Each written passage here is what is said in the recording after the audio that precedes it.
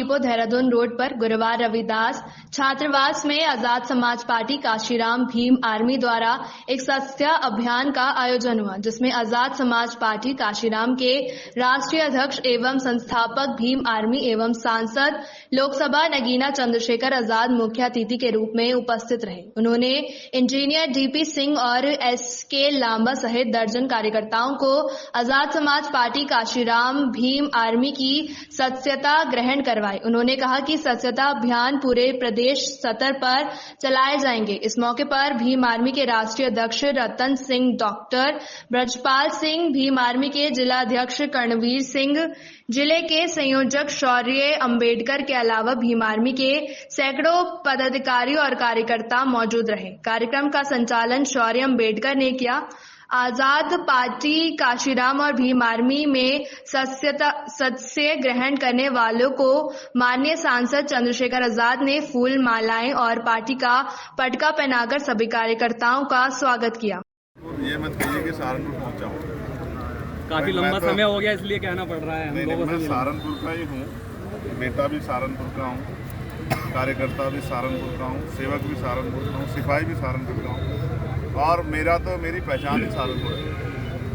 आज हमारे सीनियर साथी इंजीनियर डीपी सिंह जी, जो राष्ट्रीय महासचिव थे बीएमपी पार्टी में, आज उन्होंने अपने साथियों के साथ बीएमपी को छोड़ के आज़ाद समाज पार्टी में आस्था और विश्वास व्यक्त किया है। लंबे समय से हमने उनको संघर्ष करते देखा, हमने उनसे बहुत कुछ सीखा भी। वो हमारे सीनियर हैं मिशन में, मैं उनका आज़ाद समाज पार्टी में स्वागत करता हूँ। और क्योंकि एक सदस्यता अभियान हमने पूरे प्रदेश में चलाया हुआ है, हर दिन जिला मुख्यालयों पे और विधानसभा कार्यालयों पे जो है सैकड़ों की संख्या में लोग सदस्यता लेते हैं और आस्था विश्वास आज़ाद समाज पार्टी व्यक्त करते हैं। क्योंकि जिस उम्मीद के साथ पिछला आंदोलन चला था, वो आंदोलन सफल जो है उस तरह से नहीं रह पाया। अब जनता की जो है, और उसमें भी बहुजन समाज की इच्छा ये है कि बाबा साहब अम्बेडकर और माननीय काशीराम साहब का आंदोलन सफल होना चाहिए। तो बड़े पैमाने पे बहुत सारे बुद्धिजीवी, संघर्षशील साथी, अन्य पार्टी से लोग जुड़ रहे हैं। मैं उनका स्वागत करता हूँ और मैं उनको विश्वास दिलाता हूँ कि हम सब लोग मिलकर महापुरुषों के इस कारवा को आगे बढ़ाने का काम करेंगे और मंजिल पर जाने का काम करेंगे। जो बहराइच में दंगे हो रहे हैं, इसके बारे में क्या कहना चाहिए? बहराइच की घटना, मैंने उस पर अपनी बात रखी है। बहुत जो है संयोग से, बुरे संयोग से वो दुखदाई है, मगर इसके लिए जो कानून व्यवस्था जिस पर लगातार सवाल उठ रहे हैं, आप समझिए अभी लखीमपुर खीरी में एक विधायक को सरेआम थप्पड़बाजी कर दी गई और कोई एफआईआर नहीं। दूसरा 4 लोगों की सरेआम, जिनमें 2 बच्चियां थी, गोली मारकर जो है सरेआम हत्या कर दी गई शाम के 7 बजे। और लखनऊ में पुलिस के द्वारा जो है अमन नाम के एक शेड्यूल कास्ट के बच्चे की हत्या कर दी गई। जब इस तरह के अपराध की घटनाएं बढ़ेंगी तो अपराधियों के हौसले बढ़ेंगे। जिस शख्स की जान गई, शायद उनका नाम गोपाल है, मुझे उनके परिवार के प्रति मेरी संवेदनाएं है। जिस व्यक्ति ने ऐसा किया है उस पर सख्त से सख्त कार्रवाई होनी चाहिए। साथ साथ कानून व्यवस्था दुरुस्त रहे और ये घटनाएं आगे ना बढ़े, इसके लिए लॉ एंड ऑर्डर को सख्त करना और अपने चरित्रों को छूट देना मुख्यमंत्री को बंद करना चाहिए और लॉ एंड ऑर्डर को सख्त करना चाहिए। ये उनके ऊपर एक प्रश्न चिन्ह खड़ा होता है कि एक मुख्यमंत्री जो 7वें 8वें साल में कुर्सी पे बैठे हैं, अगर आज भी लॉ एंड ऑर्डर की स्थिति को सही नहीं कर पा रहे हैं तो वो कुर्सी पे बैठ के क्या कर रहे हैं। बहराइच में ये घटना की पुनरावृत्ति ना हो और कानून व्यवस्था बहाल हो, इसकी जिम्मेदारी सरकार की है।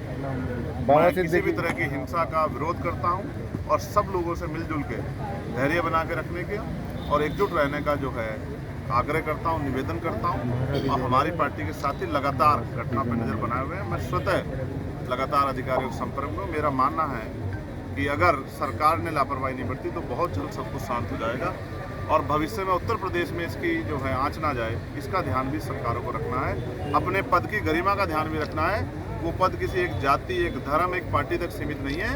मुख्यमंत्री उत्तर प्रदेश के सभी लोगों के रक्षक हैं और अगर वो रक्षा करने में विफल हो रहे हैं, क्योंकि कोई भी घटना, जैसे बुद्ध ने कहा कि हर घटना के कारण, हर दुख के पीछे कोई ना कोई कारण होता है और उस कारण का निवारण होता है। ये इतनी बड़ी घटना हुई कैसे? पुलिस व्यवस्था ने कैसे चूक हुई? किस तरह से मनोबल बढ़ा के लोगों को उकसाने का काम किया गया। इन सब चीज़ों पे अगर हम नज़र दौड़ाएंगे तो महसूस होगा कि ये लॉ एंड ऑर्डर का फेलियर है और ये भाजपा की डबल इंजन की सरकार का फेलियर है। इसका जवाब जो है सरकार को देना चाहिए और उम्मीद से, जितनी उम्मीद थी उससे कम जो है खरे उतर पा रहे हैं उत्तर प्रदेश के मुख्यमंत्री। इस बात को केंद्र को भी ध्यान देना चाहिए। मुंबई में भी गोली मारकर जो है हत्यारा जो है बहराइच में निकला है, इसमें क्या कहेंगे? अब आप देखिए कि एक बड़ी घटना हुई है, हो सकता है किसी दूसरी घटना पे ध्यान हटाने का भी एक तरीका हो। कई चीज़ों को मैंने कहा ना, हर घटना के पीछे कोई ना कोई कारण होता है और मैं तो खुद वो शख्स हूँ जिसने गोली खाई है। जिन लोगों ने मेरे ऊपर हमला किया था उनको बेल मिल गई है, वो खुलेआम घूम रहे हैं। आपको महसूस होना चाहिए कि उत्तर प्रदेश में या जहाँ डबल इंजन की सरकार है वहाँ कानून व्यवस्था के कितने बुरे हाल हैं। वहाँ किसी की भी सरकार रही होती तो भी मैं यही कहता कि सरकारों को अपने ऊपर सोचना चाहिए, ये इनके ऊपर प्रश्न चिन्ह उनकी कार्यशैली पे कि किस तरह से अपराधी खुलेआम हो। 10 सीटों पर उपचुनाव होना है, क्या मानते हैं? आपकी पार्टी को लेकर क्या लोग जीवित रहेंगे तभी तो चुनाव होंगे।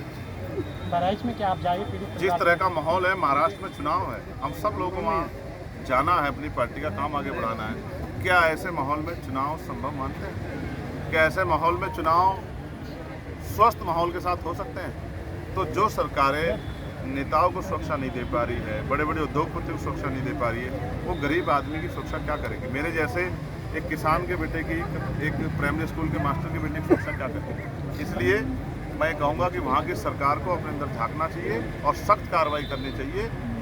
जो मुख्य आरोपी है, जो षड्यंत्र का मास्टरमाइंड है, उसको जो है जनता के सामने लाना चाहिए, उस पर सख्त कार्रवाई करनी चाहिए। लखनऊ की जो घटना हुई, काफी मेहनत करी मगर ऐसे नतीजे नहीं आ पाए, क्या कहें? मैं इस बात से बिल्कुल दुखी नहीं हूँ। हम लोग चुनाव हारे हैं, हौसले नहीं हारे। चुनाव होते इसलिए हैं कि हम उसमें प्रतिभाग करें। हमने अपनी बात को जनता तक पहुँचाया और हम अपनी बात को पहुँचाने में कहीं असफल रहे। हम ज़्यादा मेहनत करेंगे भविष्य में और उसके लिए संगठनात्मक ढांचे को और मजबूत करेंगे और मजबूत करके कोशिश ये करेंगे कि चुनाव के परिणाम आज़ाद समाज पार्टी के फेवर में आए। उसके लिए हम लोग संघर्ष कर रहे हैं। क्या गोपाल का पीड़ित परिवार को बहराइच जाके नहीं, लेकिन उनसे क्या लगता है? मैं पूरी कोशिश करूंगा कि अगर माहौल थोड़ा जल्दी सुधर जाएगा, क्योंकि इस माहौल में वहाँ जाना और सिर्फ किसी राजनीतिक स्वार्थ के लिए जाना ये अच्छा नहीं। मैं ये कोशिश करूंगा कि सबसे पहले तो मुख्यमंत्री को वहाँ जाना चाहिए। मुख्यमंत्री तो लखनऊ में दलित परिवार के घर नहीं पहुँच पाते। ये बड़े दुख की बात है कि नारा देने वाले मुख्यमंत्री की बटेंगे तो कटेंगे।